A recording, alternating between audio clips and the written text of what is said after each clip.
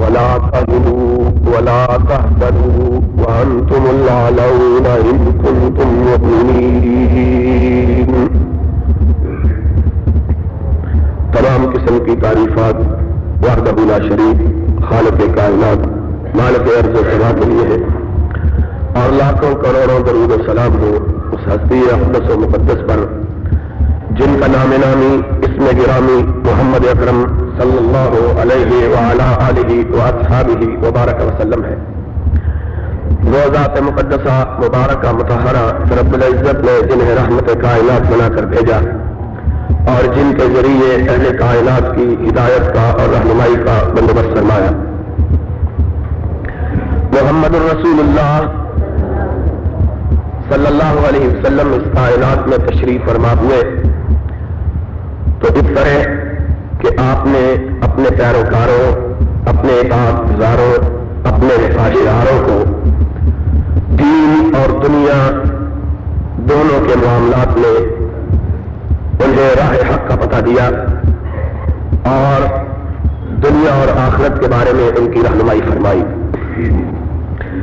محمد رسول اللہ صلی اللہ علیہ وسلم کی ذات والا صفات میں اپنی دعوت کا آغاز مکہ مکرمہ میں انتہائی قسم کرسی بے کسی اور بے بسی کے عالم میں کیا اور آخرش 23 برس کی طویل جدوجہد اور مسلسل کوشش و کاوش کے بعد اس کائنات سے اس عالم میں رخصت ہوئے کہ آپ نے اپنے پیروکاروں کے لیے ایک اعلیٰ پائے کی مضبوط بنیادوں پر استوار ریاست اور مملکت قائم کر دی تھی. ایک ایسی مملکت اور ایک ایسی سلطنت جس کے اندر عملی طور پر اسلام کو نافذ کیا جا چکا تھا اور جو کچھ رب العالمین کا منشا تھا اور جو کچھ حضرت محمد رسول اللہ صلی اللہ علیہ وسلم کے ذریعے لوگوں کو عطا کیا گیا تھا وہ پوری طرح اس سلطنت کی قلم رو میں روح عمل آ چکا تھا. 23 سال کے بعد اور 23 سال کی دعوت و تبلیغ، 23 سال کی جد و جہد، 23 سال کی کوشش و کاوش، 23 برس کی تگ و دو اور تگ و تاج جو ایک خالص اسلامی ریاست پہ قیام پر منتج ہوئی تھی، اس کو قیام سلطنت کے اول روز ہی سے، سلطنت کو پہلے دن ہی سے بے شمار خطرات لاحق ہو گئے، اس لیے کہ بڑے طویل عرصے کے بعد ایک ایسی سلطنت کائنات میں قائم ہوئی تھی جس پر بندے اس انداز سے حکمرانی کے لیے قائم کیے گئے تھے کہ وہ بذات خود حکمران نہ تھے بلکہ اس حکمرانی کو اللہ کی نیابت سمجھتے تھے اور یہ ان کے اندر احساس تھا کہ ہمیں اللہ کی طرف سے ایک ذمہ داری سونپی گئی ہے اور ہم نے اس اللہ کی بالادستی کو قائم رکھتے ہوئے اس کے احکام پر اپنے آپ کو چلاتے ہوئے اس کے ضوابط میں اپنے آپ کو ڈھالتے ہوئے اس قلمرو کے امور کو سر انجام دینا ہے، ماتحت بن کر، آقا و مالک بن کر نہیں. چنانچہ جب یہ سلطنت قائم ہوئی تو لازمی بات تھی کہ وہ لوگ جو اس مملکت اور سلطنت کے گرد و پیش میں رہتے تھے انہیں اپنے اقتدار کے لیے یہ مملکت اور سلطنت بہت بڑا خطرہ نظر آئی اور انہوں نے اس بات کو جانا اور سمجھا کہ اگر یہی روش حکمرانی اور یہی اصول ہائے جہادانی جو اس اسلامی ریاست میں قائم ہے اگر ان کے بلاد اور ان کی مملکتوں اور ان کی سلطنتوں اور ان کے ملکوں تک پہنچ گئے تو ان کی خدائی ختم ہو جائے گی، ان کی حکمرانی اس کے دار و پود بکھر جائیں گے. اس لیے کہ انہوں نے اپنی رعایا کو صرف رعایا ہی نہیں بلکہ اپنا غلام سمجھ رکھا تھا. وہ سمجھتے تھے کہ جو لوگ ہماری قلمرو میں بستے ہیں ہم ان کے جسموں کے بھی مالک ہیں، ان کے ضمیروں کے بھی مالک ہیں، ہم ان کی عزتوں کے بھی مالک ہیں، ہم ان کی آبروؤں کے بھی مالک ہیں. اور اگر مسلمانوں کا طرز جہاں اور حضرت محمد رسول اللہ صلی اللہ علیہ وسلم کا اسلوب حکومت ہمارے ملکوں تک آ پہنچا تو ہماری آقائیت، ہماری خدائی، ہماری آمریت، ہمارا استبداد اور ہماری ڈکٹیٹرشپ ختم ہو کر رہ جائے گی. اس لیے انہوں نے ابتدائے قیام سلطنت اسلامی سے اس کی مخالفت کو اپنا شعار اور اپنا وتیرہ بنا لیا اور اپنی تمام کوششیں اور کاوشیں اس سلسلے میں صرف کر دی کہ کسی نہ کسی طرح اس اسلامی سلطنت کو پنپنے سے پہلے، مستحکم ہونے سے پہلے، مضبوط ہونے سے پہلے ہی نیست و نابود کر دیا جائے، کف ہستی سے مٹا دیا جائے، اس کے نام و نشان کو حرف غلط کی طرح ختم کر دیا جائے. چنانچہ امام کائنات فخر موجودات رحمت للعالمین صلی اللہ علیہ وسلم کے مدینہ طیبہ کے ابتدائی ایام ہی میں انہوں نے اپنے منصوبوں کو عملی جامہ پہنانے کے لیے مدینہ طیبہ پر جو مسلمانوں کی سلطنت کا دارالخلافہ اور نبی علیہ الصلوۃ والسلام کا دارالاقامت تھا، اس پر حملوں کے منصوبے بنائے اور حملے کرنے شروع کر دیے. چھوٹے موٹے بہت سے حملے ہوئے، لیکن جو حملے بہت مشہور ہوئے ان میں سے اہم ترین حملہ مارکہ بدر کے نام سے مشہور ہے. مکہ والے سرور گرامی علیہ الصلوۃ والسلام کی سلطنت کو مٹانے کے لیے مکہ سے بڑا طاقتور اور بڑا مضبوط اور مستحکم لشکر لے کر روانہ ہوتے. امام کائنات علیہ الصلوۃ والسلام کو خبر پہنچتی ہے مکہ مکرمہ سے مدینہ طیبہ کا فاصلہ ان دنوں تقریباً 500 کلومیٹر تھا، یعنی 300 میل کے قریب. رحمت کائنات علیہ الصلوۃ والسلام کو خبر ہوئی کہ ایک بہت مضبوط لشکر کفار مسلمانوں کی سلطنت پر حملہ آور ہونے کے لیے آ رہا ہے. آپ اس سے مقابلہ کرنے کے لیے بجائے اس بات کے کہ مدینہ طیبہ میں انتظار فرماتے، مدینہ طیبہ سے باہر نکلے، اپنے ساتھیوں کو اکٹھا کیا. کمزور، بے کس اور بے بس اور ناتواں بخاروں کے مارے ہوئے، ہجرتوں کے سبائے ہوئے لوگ، کچھ چھوٹے چھوٹے بچے، کچھ جھکی ہوئی کمروں والے بوڑھے اور کچھ ایسے لوگ توجہ کے ساتھ بات کو سننا. امام کائنات علیہ الصلوۃ والسلام کے یثرب میں تشریف لانے سے پہلے اس بستی مبارک کے اندر ہر سال ایک وبا پھیلتی تھی جس کو زرد بخار کی وبا کہتے ہیں، اور لوگ اس وبا کے ہاتھوں نڈھال ہو کر رہ جاتے. چنانچہ جب ہجرت کر کے مکہ مکرمہ سے مسلمان مدینہ طیبہ میں تشریف لائے اور یثرب کا نام طیبہ اور مدینۃ النبی قرار پایا تو اس وقت بھی یہ وبا پڑی اور بہت سے مسلمانوں کو اپنی لپیٹ میں لے کر ان کو پائمال کر کے چلی گئی. مارکہ بدر جب تپا ہوا تو ابھی تک اس وبا کے اثرات مسلمانوں پر باقی تھے. بعد میں رسول کائنات علیہ الصلوۃ والسلام نے اپنے رب سے دعا مانگی تھی، اللہ تو نے یثرب کو اپنے نبی محمد کا شہر بنا دیا ہے، میں تجھ سے التجا کرتا ہوں کہ اس کو ہر قسم کی وباؤں سے پاک فرما دے. چنانچہ نبی پاک صلی اللہ علیہ وسلم کی دعا کے نتیجے میں پھر زرد بخار کی بیماری مدینے سے رخصت ہوئی. اور یہ بھی یاد رکھو ساری کائنات میں وبائیں پھیلتی ہیں، لیکن اللہ نے اگر کسی شہر کو وباؤں سے محفوظ رکھا ہے تو اپنے محبوب کے دعا کی قبولیت کی وجہ سے اپنے محبوب کے شہر مدینے کو ہر قسم کی وبا سے پاک رکھا.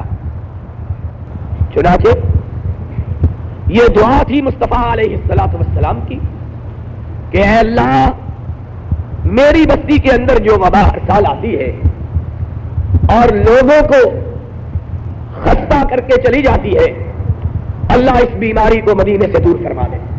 لیکن معرکہ بدر میں ابھی تک لوگ اس بیماری کے زخم خوردہ اور اس بخار کے مارے ہوئے موجود تھے۔ چنانچہ جب نبی مکرم علیہ الصلوۃ والسلام نے کفار کے مقابلے کے لیے اپنے ساتھیوں کو آگے بڑھ کر ان کا حملہ روکنے کا حکم دیا تو صرف 313 ساتھی جمع ہو سکے، کل 313، اور ان میں سے بھی بہت سے چھوٹے چھوٹے بچے تھے اور کچھ کمریں جھکی ہوئی کمروں والے بوڑھے تھے اور کچھ ہجرتوں کے سدائے ہوئے لوگ تھے اور کچھ بخاروں کے مارے ہوئے انسان تھے، اور اس سے بھی بڑھ کر کچھ اسی مدینہ النبی یثرب اور طیبہ کے رہنے والے کسان تھے، زمیندار تھے، جنہوں نے زندگی میں کبھی تلوار کو ہاتھ نہیں لگایا تھا۔ ہر معاشرے کا ایک خاص پہلو ہوتا ہے۔ ہمارے معاشرے کے اندر لڑنے والی قومیں زمیندار قومیں ہوتی ہیں، وہ لوگ جو کھیتی باڑی کا کام کرتے ہیں انہیں لڑاکو کہا جاتا ہے، وہی لڑنے والے لوگ ہوتے ہیں۔ عرب کا رواج اس کے بالکل برعکس تھا۔ تاجر طبقہ، کاروبار کرنے والا طبقہ لڑنے والا ہوتا تھا اور زمیندار طبقے لڑائی سے ناشنا ہوتے تھے، اس لیے کہ اس زمانے میں کاروبار کرنے والے قافلوں کی صورت میں سفر کرتے تھے اور راستے میں قافلوں کو چوروں ڈاکوؤں سے پالا پڑتا تھا، اس لیے کاروباری لوگ اپنے بچوں کو پیدا ہوتے ہی تلوار چلانے کا گر سکھایا کرتے تھے، تاکہ جب یہ کاروبار کی خاطر اپنے شہروں سے سفر کر کے دوسرے شہروں کی طرف روانہ ہو اور دشمن ان کو لوٹنے کے لیے آگے بڑھے تو یہ اپنا دفاع کر سکے۔ اس لیے یہ ٹیک ہٹا کے بیٹھے، دیوار سے ہٹا دے ان کو، ٹیک ہٹا کے بیٹھے، سیدھے ہو کے بیٹھے، سیدھے ہو کے۔ ان کا رواج یہ تھا، اور یہ لڑائی بڑھائی اصل میں یہ تجربے کی بات ہے، مشق کی بات ہے۔ ہمارے یہاں کاروباری لوگ اس لیے بزدل ہوتے کہ ان کو کوئی فرصت ہی نہیں ہوتی لڑنے بھرنے، اور زمیندار اور دیہاتوں کے لوگ ان کے پاس بہت وقت ہوتا ہے، معمولی باتوں پہ لاٹھیاں اٹھا لیتے ہیں، کلہاڑیں اٹھا لیتے ہیں۔ اسی طرح عرب کا رواج بالکل برعکس تھا کہ زمینداروں کو بہت محنت کرنا پڑتی تھی، اس لیے کہ زمین بارانی، نہ کنویں تھے نہ نہریں تھی، بارشوں پر سارا دار و مدار تھا، اور جو زمینیں بارانی ہوتی ہیں ان کی کاشت بہت مشکل ہوتی ہے، اس لیے ان بیچاروں کا سارا وقت اپنی زمینوں کی دیکھ بھال میں صرف ہوتا تھا۔ یثرب کے لوگ لڑنا بھیڑنا نہیں جانتے،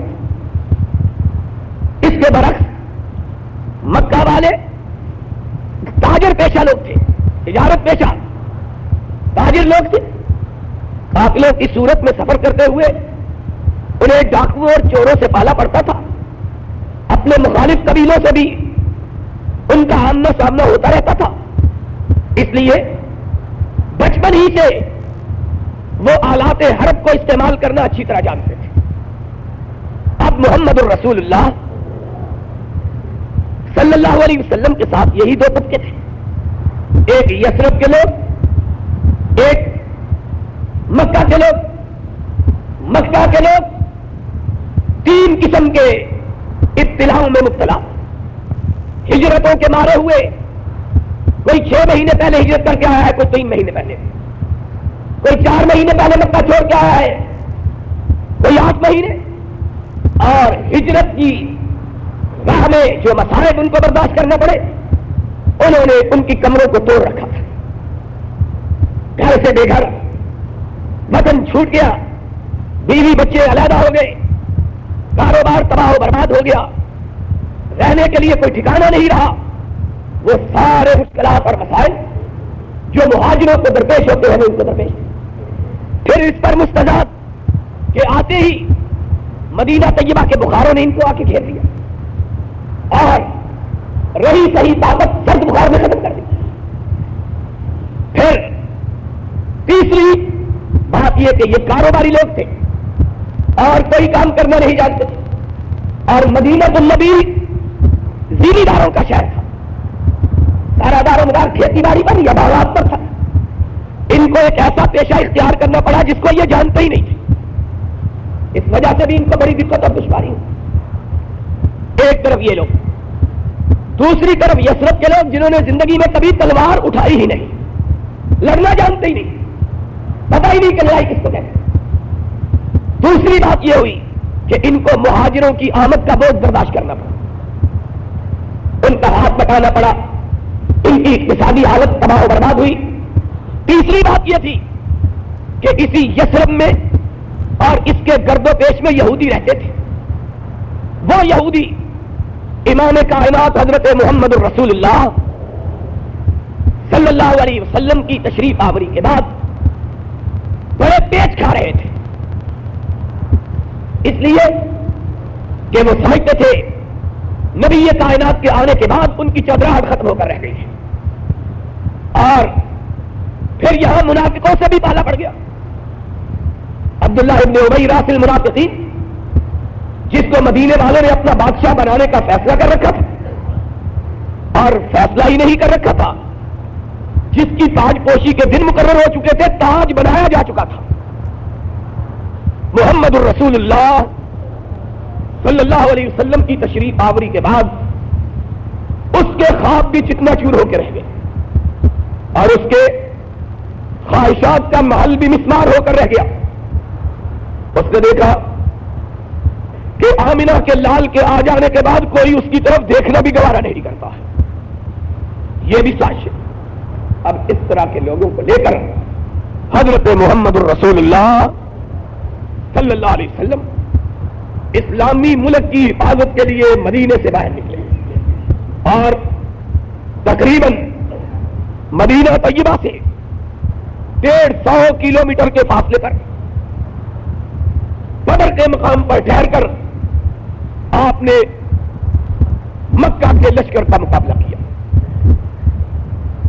اور دلچسپ بات, یہ واقعہ سنانا مقصود نہیں ہے, اصل موضوع اور ہے, لیکن اس واقعے کا ایک اہم ترین پہلو آپ کو بتلانا ضرور مقصود ہے, اور وہ یہ ہے کہ جب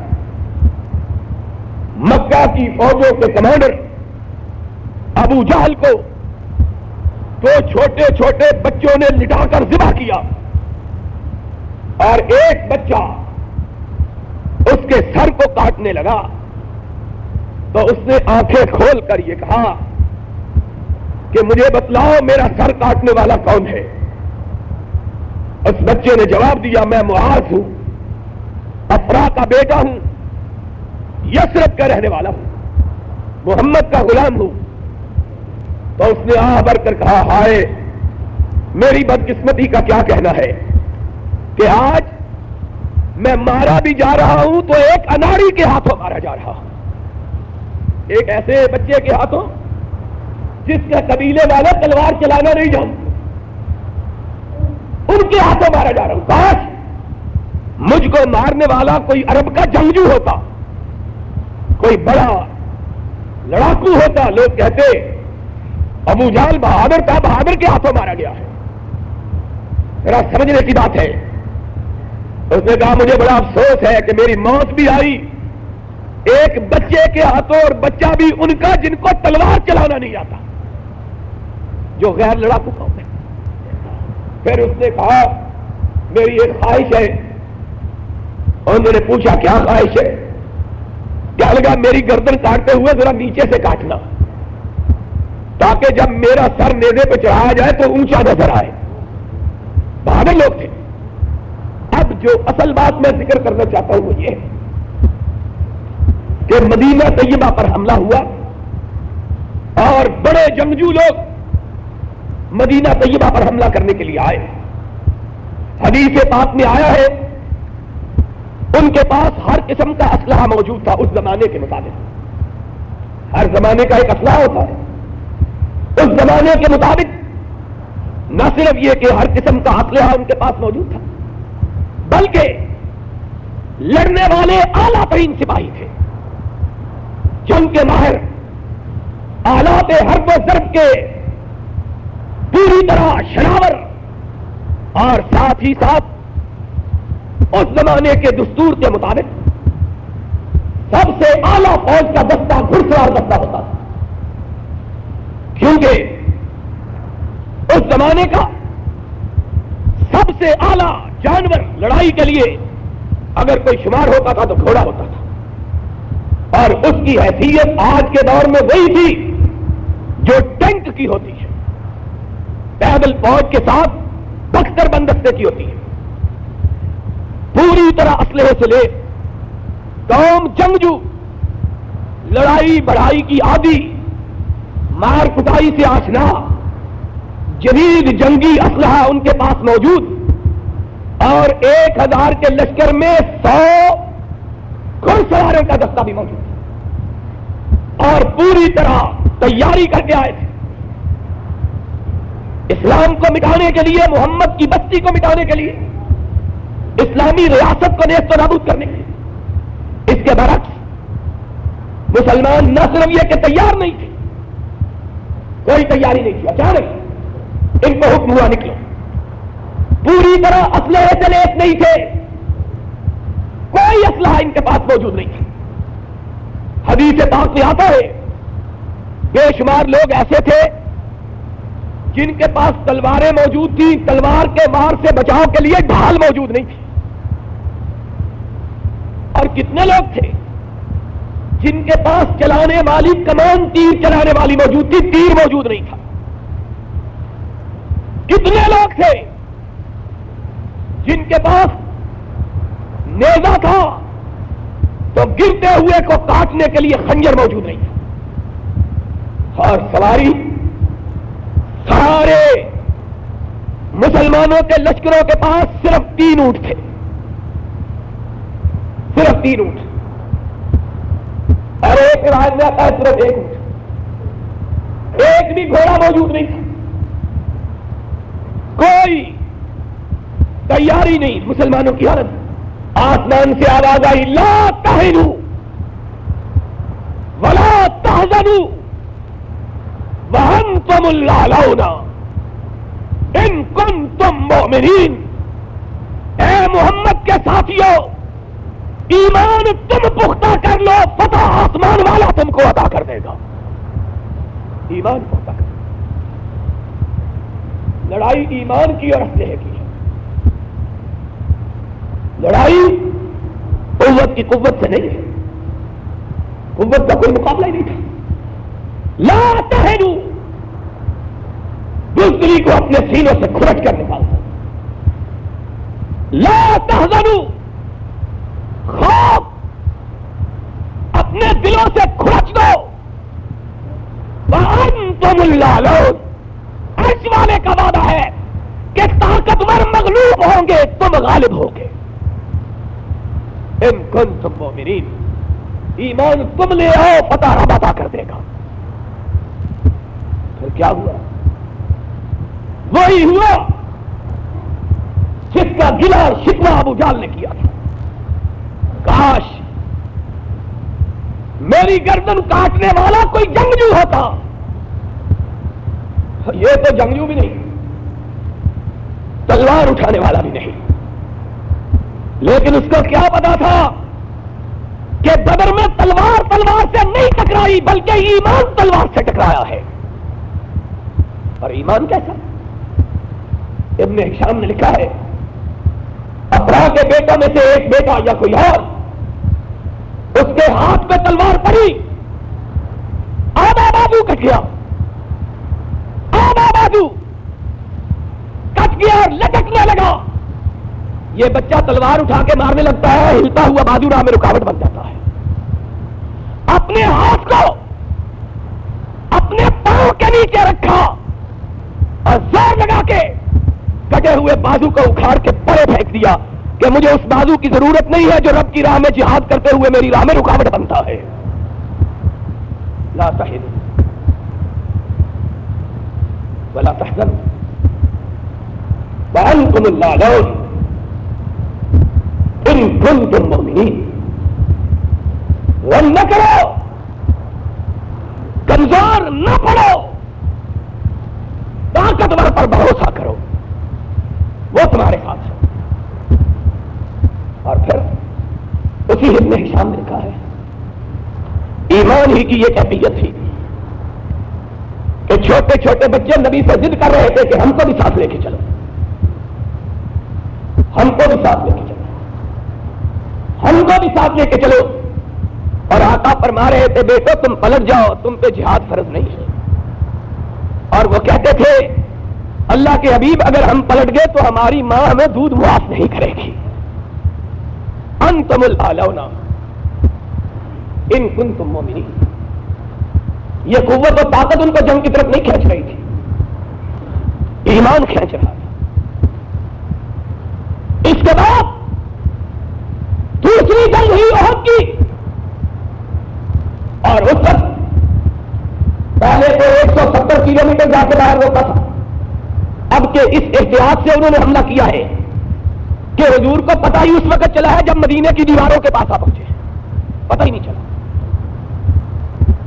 اس وقت علم ہوا ہے جب مدینے کی دیواروں پہ دستک دے رہے تھے، حضور نے کہا نکلو۔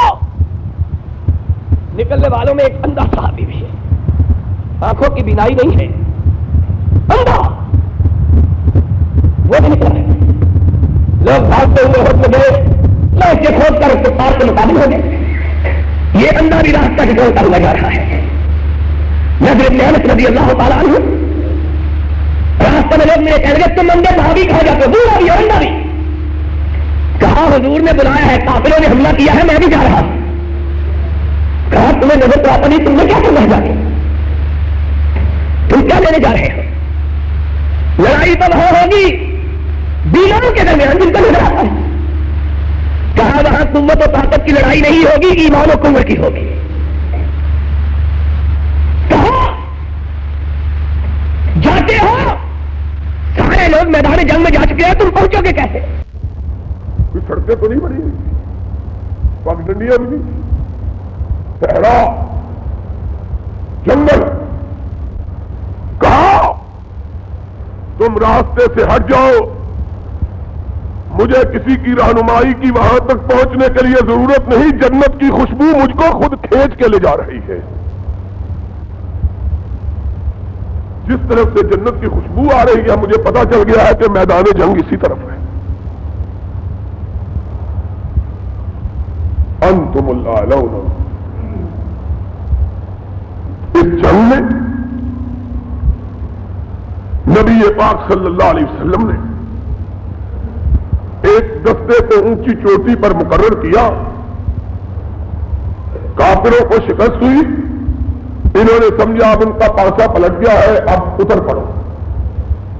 مومنوں نے روکا مت چھوڑو وہ جگہ جہاں محمد نے مقرر کیا ہے صلی اللہ علیہ وسلم۔ کہیں گے نہیں اب کوئی بات نہیں، وہ فتح ہو چکی ہے۔ یہ وہاں سے الٹے کفار کا لشکر پیچھے سے پلٹا، حملہ کیا اور مولی گاجروں کی طرح کاٹتا ہوا آگے بڑھ گیا۔ 70 لاشیں جن میں نبی کے شیر ایسے چچا سید الشہداء حمزہ کی لاش بھی ہے، میدان جنگ میں پڑی ہے۔ وہ نبی پاک صلی اللہ علیہ وسلم کی پیشانی اقدس سے خون کا فوارہ چھوٹ رہا تھا، آپ کا ایک دانت مبارک شہید ہو گیا۔ ایسے عالم میں کفار پر نبی نے حملہ کیا، کفار پلٹ کے بھاگا، 70 لاشیں میدان جنگ میں پڑی ہے۔ محمد الرسول اللہ نے کہا ان کا تعاقب کرو۔ انتم الاعلون ان کنتم مؤمنین۔ کئی ایک نے کہا حضور ہم کٹے پھٹے، لاشیں پڑی ہوئی۔ آپ نے فرمایا پرواہ مت کرو، دشمن کو یہ پتا چلے کہ ہم اپنے جسموں کے ساتھ نہیں لڑتے بلکہ رب پر ایمان کے ساتھ لڑتے ہیں۔ 70 کلو تک مقابلہ کیا، ان کا تعاقب کیا، 70 کلو میٹر تک، وادی روحا تک تعاقب کیا، اور پھر اس کے بعد مدتوں تک کفار کو حملہ کرنے کی ضرورت نہیں۔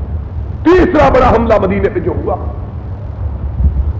وہ سن 5 ہجری 6 ہجری میں ہجرت کے 5ویں 6 سال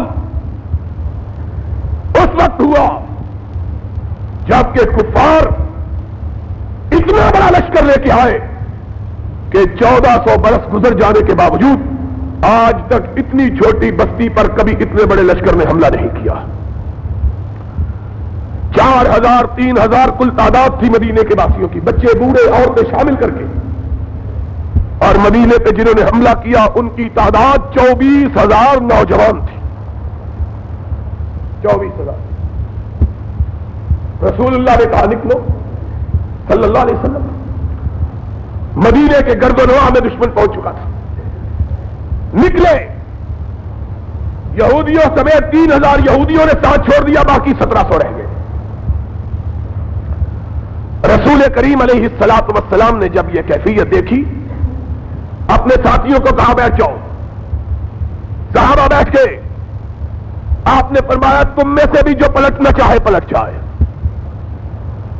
تم میں سے بھی جو لوٹنا چاہے لوٹ جائے. 1700 24,000 کے مقابلے. اور رحمت کائنات کیا رہے ہیں, یہ نہیں کہہ رہے اور بھی بلا لو. فرمایا تم میں سے بھی جو جانا چاہے چلا جائے. ایک صحابی جرأت کر کے پوچھتا ہے یا رسول اللہ صلی اللہ علیہ وسلم اگر ہم پلٹ گئے تو آپ کیا کریں گے؟ آپ نے فرمایا تم سارے پلٹ جاؤ, محمد اکیلا لڑے گا. انتم الاعلون ان کنتم مؤمنین لا تہنوا. دشمن کا اسلحہ, دشمن کی تعداد, دشمن کی برتری دیکھ کر لمبے نہ لے جاؤ, اس کے آگے سر نگوڑا ہو جاؤ, سرنڈر نہ کر جاؤ. انتم الاعلون ان کنتم مؤمنین. وہ اپنی تعداد اور اسلحے پر بھروسہ کر کے آتے ہیں, تم رب پر اعتماد کر کے آؤ. انتم الاعلون, تم مجھ پر اعتماد کر کے آؤ, میں تمہاری مدد کروں. کتنے اطمینان کے ساتھ نبی نے فرمایا صلی اللہ علیہ وسلم, فرمایا سارے پلٹ جاؤ, محمد اکیلا دشمنوں سے لڑے. اس لیے کہ میں تمہاری تعداد پہ بھروسہ کر کے نہیں آیا, رب کی ذات پہ بھروسہ کر کے آیا. اور پھر قرآن اذکروا نعمت اللہ علیکم اذ جاءتکم جنود فارسلنا علیہم ریحا وجنودا لم تروها. 21واں پارہ سورہ احزاب. کہا تم ایمان کو سینوں میں سجا کر نکلے اور جانوں کو ہتھیلیوں پر بتا کر نکلے. ہم نے کہا ہم پر اعتماد کرتے ہوئے آئے ہو, اب ہماری قدرت بھی دیکھو. اذکروا نعمت اللہ اذ جاءتکم جنود. اللہ کہتے ہیں 1724,000 کے مقابلے میں مومن سو گئے, رب نے سلا دیا. مومن رب نے سلایا, رب جاگ رہا ہے. عرش والا اذ جاءتکم جنود فارسلنا علیہم ریحا وجنودا لم تروها. تم سوئے ہوئے تھے, جبریل کی قیادت میں فرشتوں کا لشکر آیا, تمہارے نیابت میں لڑ کر اس نے اکیلے ہی دشمنوں کو بھگا دیا. صبح اٹھے, خیمے جلے ہوئے, تنابیں ٹوٹی ہوئی, دشمن بھاگ چکا ہے. ہم دیکھے لشکروں نے اس کو شکست دے. انتم الاعلون ان کنتم. اور کسے پڑی ہے کہ جا سناوے پیارے پی کو ہماری بتیاں. کون ہے آج جو قرآن کا یہ درس ضیاء الحق کو جا کے سنائے؟ کون ہے؟ اس بزدل کو, بے غیرت کو, بے حمیت کو, جس نے مسلمانوں کی ناک کٹوا کے رکھ دی. راجیو گاندھی کی بیوی کے سامنے رکوع میں گیا ہوا ہے, اور بے غیرت تو اگر رکوع میں گیا ہے تو باقی کون سجدے میں نہیں گرے گی تو اور کیا کرے گی؟ اور پھر مونچھوں پر ہاتھ پھیر کے کہتا ہے شریعت آ رہی ہے. اور بے شرم کہتے ہیں ہم شریعت میں ہاتھ بنا کے شریعت لا رہے ہیں. تم لانے والے یہ دلوانے والا ذوق الطالب والمطلوب دونوں بزدل. وہ اندرا گاندھی کی بہو کے پیروں میں گرا ہوا اور شریعت بل والے پیپل پارٹی کے پیروں میں گرے ہوئے. کل تک ہم کو کہتے تھے ہم نے کبھی نام نہیں لیا, تم گواہ ہو, چینیا والی مسجد کے نمازی ہو, تم گواہ ہو مجھ سے ملنے کا. بے نظیر بھٹو نے پیغام بھیجا, خود پیغام کہا تمہارے گھر آ کے ملنا چاہتی ہوں. میں نے کہا میں اہل حدیث ہوں, کسی غیر محرم عورت سے ملنا گوارا نہیں کرتا ہوں. اور تم نے جھوٹ بولا. یہ نیم اندھے مولوی, ضمیر تراش, بد کردار, جنہوں نے مسجدوں کے تقدس کو بھی پائمال کر دیا, جن کی بد کرداری کو دیکھ کر آسمان کو بھی پسینے آ گئے. وہ مولوی ہم پہ جھوٹے الزام لگاتے ہیں, یہ شریعت بل کی مخالفت کر کے پیپل پارٹی کی راہ ہموار کرنا چاہتے ہیں. اور بغیر تو ہم پر الزام لگاتے تھے خود پیپل پارٹی کے چرنوں میں گرے ہوئے. جماعت اسلامی کے نائب امیر پروفیسر غفور کا بیان سوموار کے دن سارے پاکستان کے اخباروں میں چھپا. اس نے کہا پیپل پارٹی کا وجود اللہ کی نعمت ہے. جا کے پوچھو منصورے والوں سے اب تمہارا ایمان کہاں گیا ہے؟ اور جو ضیاء الحق کے ساتھ ہے اس میں ایمان ہو سکتا ہی. جس طرح کا مالک ہے اسی طرح کی رعایا ہوگی نا. یہ اس کے پجاری اور بڑے منہ آگے آگے کر کے فوٹو اس کے ساتھ کھنچواتے ہیں, جس طرح صلاح الدین ایوبی کے بیٹے کے ساتھ کھنچوا رہے ہیں. جس طرح کا وہ بزدل اسی طرح کے ہم ہیں.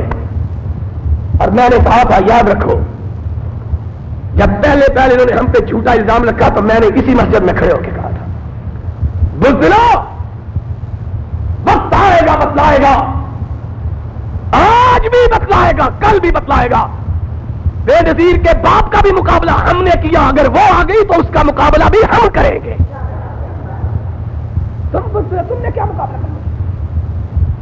بستہ اٹھا کے پیچھے بھاگ رہے ہیں, کہتے ہیں ساری جماعت اسلامی کی کھالوں کی کمائی تم لے لو, ہم کو ساتھ ملا لو. تو کہتے ہیں درے تو انو ساتھ نہیں ملانا. شرم کرو. کوئی اتنا جھوٹا پروپیگنڈا کیا گیا. میرے نمازی کئی ہمارے دوست بدقسمتی سے جماعت اسلامی کے پروپیگنڈے کا شکار ہو گئے. کہہ رہے علامہ صاحب اچھی بات نہیں ہے. تو میں نے کہا پاگل ناسیا دل میں ہی اتنا تو سمجھ اپنے کہ ہم لاکھ نادہ ہوئے, کیا تجھ سے بھی نادہ ہوں گے؟ کیا سمجھا ہے تم نے؟ ایم آر ڈی کی حمایت ہو رہی ہے اور ایک مولوی نظر کچھ نہیں آتا اینک لگانے کے باوجود بھی بار بار شیشے صاف کرتے کہتے ایم آر ڈی کی بات کر رہے ہیں. اب تمہارے چچاؤں نے یہ کہا ہے کہ ہم سارے شریعت محاذ کی قیادت ایم آر ڈی کو دینے کے لیے تیار ہیں. اب تمہاری غیرت کہاں مر گئی ہے؟ اب کفر اسلام ہو گیا ہے. بزدل کو کائنات میں کہیں پناہ نہیں مل سکتی. ہم انشاءاللہ بہادری کے ساتھ زندہ ہیں, بہادری کے ساتھ زندہ رہیں گے انشاءاللہ. اور موت بھی آئے گی تو بہادری میں آئے گی انشاءاللہ. تمہارا جینا بھی عذاب, تمہارا مرنا بھی عذاب. تمہاری کیا زندگی ہے؟ جماعت اسلامی بلوچستان کے صدر نے بھی جواب دیا, کہنے لگا ہم تو پیپل پارٹی کے ساتھ معاہدہ کرنا چاہتے ہیں, وہی ہم سے نہیں کرتی. پنجاب کے صدر نے دیا بیان, ہم پیپل پارٹی کے ساتھ معاہدہ کرنے. شرم کرو شرم. خرد کا نام جنو رکھ دیا, جنو کا خرد. جو چاہے تمہارا حسن کرش مساز کرے, تمہارے گھر میں آئے تو کفر اسلام ہو جاتا ہے. تمہاری زلف میں پہنچی تو حسن کہلائی. وہ تیرگی جو میرے نامہ سیاہ میں تھی, ہم کو جھوٹ بولا. سنا اللہ کے فضل و کرم سے 18 اپریل کے موچی دروازے کے جلسے سے لے کر ہم نے 28 فروری شام تک 13 بڑے جلسے کیے. 27 آئی کہڑے قرآن کی آیت جی فرق پہ گیا. 27 فروری تک ہم نے 13 بڑے جلسے کیے اور 18 اپریل سے لے کر 6 مارچ تک آج کے دن تک 100 سے زیادہ چھوٹے جلسے کیے. ہماری حالت تو یہ ہے، میں 1.25 مہینے کے سفر کے بعد جمعرات کو یہاں پہنچا ہوں. جمعرات کو ہی جلسہ تھا سیالکوٹ میں، جمعے کو قصور میں، پھر بورے والا میں، پھر اتوار کو ملتان میں، پھر منگل کو فیصل آباد. ہر روز جلسہ. کوئی کلال بتلائے ہم نے اپنے جلسے میں کسی پیپلز پارٹی کے کسی ایم آر ڈی کے بندے کو بلایا؟ کوئی ماں کلال بتلائے کسی ایک جلسے میں کسی ایک بندے کو بلایا؟ ہم پر جھوٹے الزام لگتے ہیں، لیکن عرش والا تو دیکھ رہا تھا. اس نے تمہارے پردے کو چاک کرنے کا فیصلہ کیا. تم نے اور جماعت اسلامی نے، نام لے کر کہتا ہوں جماعت اسلامی نے، کبھی میں نے نام نہیں لیا تھا، 20 سال ہو گیا یہاں جمعہ پڑھاتے ہوئے، لیکن کیوں گردش مدام سے گھبرا نہ جائے دل. انسان ہوں پہ آلہ و ساگر نہیں. جھوٹ سن سن کے دل پک گیا ہے. اتنا جھوٹ بولتے ہیں داڑھی رکھ کر، اسلام کا نام لے کر شرم نہیں آتی. مکے میں خط لکھے انہوں نے ہمارے خلاف، خدا کی قسم منبر پہ کہہ رہا ہوں. مدینے میں خط لکھے، ریاض میں خط لکھے، یہ پیپل پارٹی میں مل گئے. اگر اسلام کا نام لینا، جمہوریت کی بات کرنا، کسی پارٹی کے ساتھ ملنا ہے تو ہم اس کا اقرار کرتے ہیں. تم آمریت کے گماشتے بن گئے. تم نے ضیاء الحق کی ڈکٹیٹرشپ کے پائے بن کر اس ملک کو تباہ کیا ہے. جھوٹ بولتے ہو. اسلام کون سا اسلام؟ میرے جانے سے ایک دن پہلے اخبار میں یہ چھپا تھا کہ ضیاء الحق کی حکومت کے درمیان اور طوائفوں کے درمیان معاہدہ ہو گیا ہے. پڑھا تھا کہ نہیں؟ اور بول لو پڑھا تھا. کیا معاہدہ ہو گیا ہے؟ بدکار عورتیں بدکاری کرواتی رہے لیکن صرف پردے ڈال لیں. یہ معاہدہ ہوا کہ نہیں؟ ضیاء الحق کی حکومت نے اس جوئے کو جو بھٹو کے دور میں بند ہوا تھا دوبارہ کھولا گیا. کھولا گیا کہ نہیں؟ بھٹو کے دور میں گھوڑوں کا جوا ہوتا تھا، ضیاء الحق نے کتوں کا جوا بھی شروع کروا دیا. کروایا کہ نہیں؟ بھٹو کے دور میں ہمارے مطالبے پر شراب پر پابندی لگی تھی، ضیاء الحق نے جماعت اسلامی سے مل کر شراب سے پابندی اٹھائی. سن 86 میں ضیاء الحق کے وزیر نے قومی اسمبلی میں بیان دیا کہ جتنی شراب سن 86 میں پاکستان میں بنی ہے 39 سال میں اتنی نہیں بنی. یہ تمہارا شریعت بل ہے؟ فوٹو کھنچواتے ہو منہ کر کر کے، آگے شرم نہیں آتی؟ گھر بلاتے ہو اس کو، بلاؤ. اس کے گھر بلانے سے کوئی ہمیں ہماری صحت کو کوئی فرق ہے؟ جو مردوں سے ڈرتا ہے، اندرا گاندھی کی بہو سے ڈرتا ہے، وہ ہم کو ڈرا سکتا؟ ہم اس سے نہیں ڈرتے. جاؤ. اسلام، تم نے اسلام کا اپنے اندر فیکٹریاں لگا رکھی ہیں. جس کو تم اسلام کہو وہ اسلام ہے، جس کو تم کفر کہو وہ کفر ہے. تم نے اسلام کا بیڑا غرق کر دیا. جتنا بیڑا غرق جماعت اسلامی اور اس کی ہماری جماعتوں نے اسلام کا بیڑا غرق کیا ہے، اتنا پیپلز پارٹی نے بھی اسلام کا بیڑا غرق نہیں کیا. کیوں؟ اس لیے کہ پیپلز پارٹی کبھی اسلام کا نام، کسی کو اسلام کے نام پر دھوکا. اور بولو یہ اسلام کا نام لے کے مسلمانوں کو دکھا. اور اسلام کون سا اسلام؟ ہم اس ملک میں اسلام تمہارا بنایا ہوا نہیں چلنے دیں گے. اس ملک میں اسلام چلے گا تو محمد الرسول اللہ کا چلے گا. اور کوئی کائنات کی طاقت اس ملک میں تمہارا اسلام چلا سکتی؟ یہ تمہارا اسلام ہے جس میں جوا بھی جائز ہے، جس میں سود بھی جائز ہے، جس میں حرام خوری بھی جائز ہے، جس میں شراب بھی جائز ہے. یہ تمہارا اسلام. اور میرے محمد کا اسلام ان الدین عند اللہ الاسلام. اسلام لانا ہے، ساری برائیوں کو چھوڑ کے آؤ وگرنہ اسلام سے ہٹ جاؤ. تمہارے اسلام میں میرے اسلام میں فرق ہے. تمہارا اسلام کھانے جمع کرنے والا ہے، ہمارا اسلام کائنات کے غریبوں کو ان کی غربت سے نجات دلا کر ان کو تمندری عطا کرنے والا ہے. تمہارا اسلام لوگوں کو بزدلی کا درس دینے والا ہے. میرا اسلام کائنات کو دنیا کی سب سے بڑی طاقتوں کے ساتھ ٹکرا دینے والا اسلام ہے. تم بزدلوں کا اسلام دیکھیں, امریکی اسلام ہے یہ, امریکی. یہ اسلام امریکی اسلام ہے, ڈالر کا اسلام. محمد کا اسلام نہیں. محمد کا اسلام وہ ہے لا تہنوا ولا تحزنوا وانتم الاعلون ان کنتم. انہوں نے جھوٹ بولا. اور لکھ کے جانا میری بات, لکھ کے جانا.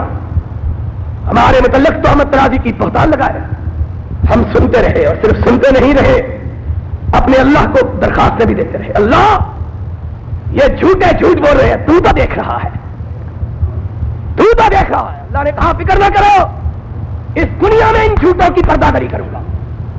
کوئی کہنے نہیں ہوئی. میں مدینے میں بیٹھا ہوا تھا, اخبار دیکھی, لکھا ہوا تھا جماعت اسلامی کا کراچی کا میئر ہٹا دیا گیا. کراچی کا میئر سے میئر کا نام اسلام تھا. جب تک ٹھیک ضیاء الحق ٹھیک, جوا ٹھیک, شراب ٹھیک, ریس ٹھیک, بدکاری کے اڈے. جب اپنا میئر گیا سب چیز خراب. مورچہ اخبار میں چھپا ہوا تھا, پیپل پارٹی اور جماعت اسلامی کی عورتوں نے مل کے جلوس نکالا ہے. سبحان اللہ, سب کہو سبحان اللہ. پیپل پارٹی اور جماعت اسلامی کی عورتوں نے پڑھا تھا کہ نہیں, لاہوریہ پڑھا تھا. پھر خبر آئی جماعت اسلامی تائب ہو گئی ہے. کس بات سے؟ اسلام سے. کیا کیا ہے؟ ایم آر ڈی کے سیکرٹری جنرل کو اپنے اسٹیج پہ بلایا, اپنے جلسے میں بلایا. ایم آر ڈی کے کسی ممبر کو نہیں. ہم مولوی فضل الرحمان سے سلام لیتے تھے, کہتے ہیں سلام لے کر بھی کافر ہو گئے. مولوی بیچارہ, مولوی کا پتر, خود بھی مولوی اور مولوی کا پتر بھی. ہم ویسے تعلقات تو سب سے ہوتے ہیں. سلام علی, او جی گڑبڑ ہے اندر سے. اور تم نے ملک قاسم جو ایم آر ڈی کا سیکرٹری جنرل تھا اس کو بلایا. شرم کا بغیر تو صرف یہی نہیں کیا, آگے بھی کچھ کیا. راہ رشید جو بے نظیر بھٹو کی حفاظتی دستے کا سربراہ ہے, جو بے نظیر بھٹو کے حفاظتی دستے کا پیپل پارٹی کا لیڈر, اس کو بھی اپنے جلسے میں بلایا کہ ہم پلید لوگ ہیں, اپنے وجود سے ہم کو بھی پاک فرما دو. یہی مطلب ہے نا. اور اس کو اس لیے بلایا تھا نا کہ تم کافروں کو مسلمان کر دے. اور کیا مطلب تھا؟ اگر وہ کافر تھا تو تم مسلمان کیسے رہے؟ اگر وہ مسلمان تھا تو تمہارا اسلام کہاں گیا؟ شرم تم کو مگر نہیں آتی. لوگوں پر جھوٹے تہمتیں باندھنے والوں. ہم نے کہا تھا, تمہیں یاد ہو کہ نہ یاد ہو, میں نے کہا تھا یہی, میں نے کہا ایک دن آئے گا ہمارا صبر پڑے گا. سارے شریعت محض تو پڑا ہے, ٹنڈا ہو گیا ہے سارا شریعت محض. پڑھا ہے کہ نہیں پڑھا؟ سارا شریعت محض.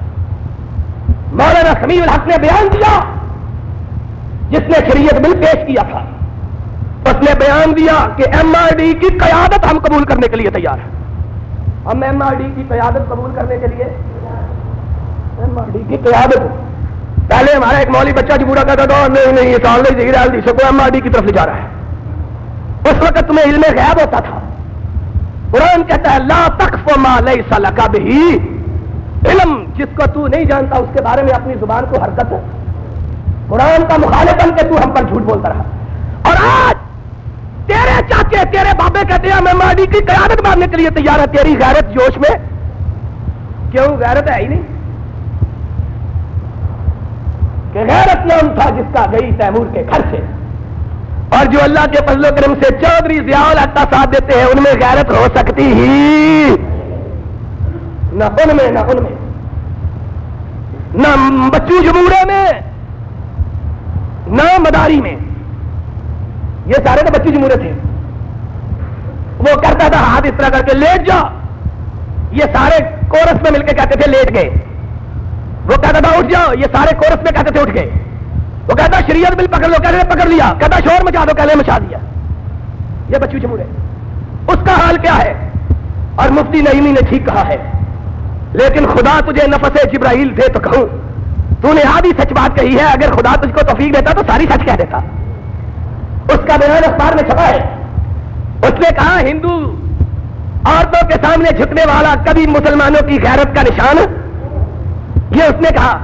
اور میں نے کہا اگر اللہ تجھ کو توفیق دیتا تو دونوں باتوں کا تذکرہ کر دیتا. ہندو عورتوں کے سامنے جھکنے والا بھی مسلمانوں کی غیرت کا پاسبان نہیں ہو سکتا، اور نظام الدین اولیاء کی باری پہ جا کے دھاگے باندھنے والا بھی مسلمانوں کی غیرت کا نشان ہے. اور اونچی بولو غیرت کا نشان. یہ دھاگے باندھ رہے ہیں. دیکھو امیر المومن، یہ شریعت بل ہے. یہ شریعت بل کا کون سا نقطہ ہے دھاگے باندھنے کا؟ اس کا بھی ہم کو بتلا دو خبر. اور شریعت بل کے بارے میں اتوار کو میں انشاءاللہ پریس کانفرنس کر رہا ہوں. اتوار کو پتا چلے گا. پھر کہیں گے داور حشر مجھ سے میرا نامہ اعمال نہ پوچھ کہ اس میں کچھ پردہ نشینوں کے بھی نام آتے ہیں. بتلاؤں گا کیا کیا بےایمانیاں کی ہوئی ہیں انشاءاللہ. اور مجھے ایک دوست نے کہا کیا رہے تھے اے باہر ہی رہتا تھے چنگا سی. میں نے کہا کہ اللہ نے اہل حدیثوں کے لیے مجھ کو احسان الہی بنایا ہے اور تمہارے لیے عذاب الہی بنایا ہوا ہے. تم نے اہل حدیثوں کو گھڑے کی مچھلیاں سمجھا ہوا تھا، الو بنایا ہوا تھا. جو آتا تھا اغوا کر کے لے جاتا تھا. جیب کی گھڑیاں، ہاتھ کی چھڑیاں، کہتے ہیں جو جی چاہے لے جائے. ہم سے یہ تکلیف ہے کہ اہل حدیثوں کو ہم نے جگا دیا ہے اللہ کے فضل و کرم سے. اہل حدیثوں کو ہم نے، اور بولو بھابیو جاگے ہو کہ نہیں؟ ہاتھ اٹھا کے بولو جاگے ہو کہ نہیں؟ جاگ پڑے ہیں اہل حدیث اللہ کے فضل و کرم. اب ان کو بیوقوف بنایا جا سکتا. تکلیف یہ ہے، مجھ سے یہ تکلیف ہے کہ اس نے سارے ملک کے بھابیوں کو جگا دیا. سوئے ہوئے ہوتے تھے ہم ان کے مردوں کو اٹھا کے لے جاتے تھے، جاگ ہی جاتا تھا استعمال کر لیتے تھے. اب یہ جاگ پڑے ہیں. جاگے نہیں، تم میں سے بھی جو زندہ ضمیروں والے ہیں ان کو بھی جگا رہے ہیں. تم میں سے بھی جو زندہ ضمیروں والے ہیں ان کو. اور لوگ آ رہے ہیں، تمہیں مبارک ہو بھابیو، لوگ آ رہے ہیں، دھڑا دھڑ آ رہے ہیں. خدا کی قسم ہے میں ملتان کے فیصلہ آباد کے پورے والے کے سیالکوٹ کے جلسے کو دیکھ کے حیران رہ گیا. قصور کا جلسہ تو ویسے ہی بڑا جلسہ تھا نا، جلسہ عام تھا، اس کے کیا کہنے. لیکن یہ جلسے جو مقامی جلسے تھے، خدا کی قسم ہے میں نے زندگی میں اتنے بڑے جلسے نہیں دیکھے. کیوں کہ اہل حدیث جاگ پڑے ہیں. اہل حدیث، اور اے اللہ تو ان کو جگائے رکھنا، ان کو اسلام کے لیے جگائے رکھنا، قرآن کے لیے جگائے رکھنا. اللہ ان کو محمد کے فرمان کے لیے جگائے رکھنا. انشاءاللہ یہ جاگ پڑے. بات یہ ہو رہی تھی کہ کسے پڑی ہے کہ جا سنا دے پیارے پی کو ہماری بتیاں. کون ہے جو ضیاء الحق کو جا کے یاد سنائے؟ ہم مردے کو پوجنے والے اور عورتوں سے ڈرنے والے. قرآن پر لا تہنوا ولا تحزنوا وانتم الاعلون ان کنتم. اگر تم مومن بن جاؤ پھر دنیا کی کوئی طاقت تمہیں ڈرا سکتی. اب تو F-16 بھی ہے، اب تو F-16 بھی ایٹم بم بھی کہتے ہیں، پتہ نہیں ہے کہ نہیں کہتے ہیں. بستر بند گاڑیاں بھی ہیں، ٹینک بھی ہے، 10 کروڑ مسلمان بھی ہے، اور پورے مسلمانوں کی دعائیں بھی پشت پر. لیکن ایمان پھر کیا ہے؟ سونیا گاندھی ہے. ایمان نہیں اور کیا ہے؟ سونیا گاندھی. اس کی بیٹی سے بھی کم عمر کی ہے. اگر عمر کی بات ہے تو کیا میں اس عورت سے سلام نہیں کرتا. کیوں کہ میرے محمد نے، میرے آقا نے ایک مسلمان عورت کے ہاتھوں کی انگلیوں کو دیکھ کر اپنی آنکھوں کو بند کر لیا تھا. کہا تھا بی بی اپنے ہاتھ کا پیچھے ہٹا لے. محمد کسی غیر محرم عورت کی انگلیوں کو بھی دیکھنا دوبارہ نہیں کرتا. یہ مسافے کر رہا ہے. اور وہ اپنی بیچاری بیگم اس کا ہم کیا سکتا ہے، وہ ہماری ماں بہن ہے. اس غیرت مند نے اس کو بھی غیر مسلموں سے مسافے کروائے. اس کا کیا قصور ہے؟ وہ غیرت نام تھا. لوگوں آ جاؤ قرآن سن لو. قرآن کا یہی اعلان ہے لا تہنوا ولا تحزنوا وانتم الاعلون ان کنتم. آخر دعوانا الحمدللہ. اگرچہ کچھ حضرات کے لیے اور کچھ میری بہنوں کے لیے بالخصوص شاید یہ خوشی کی بات نہ ہو، شاید اس وجہ سے کہ انہیں بہرحال مجھ سے ایک تعلق ہے اور محبت ہے، لیکن میں سمجھتا ہوں کہ پوری جماعت کے لیے یہ بہت بڑی خوشخبری کی بات ہے کہ اللہ کے فضل و کرم سے وہ جگہ جو ہم نے جامع مسجد کے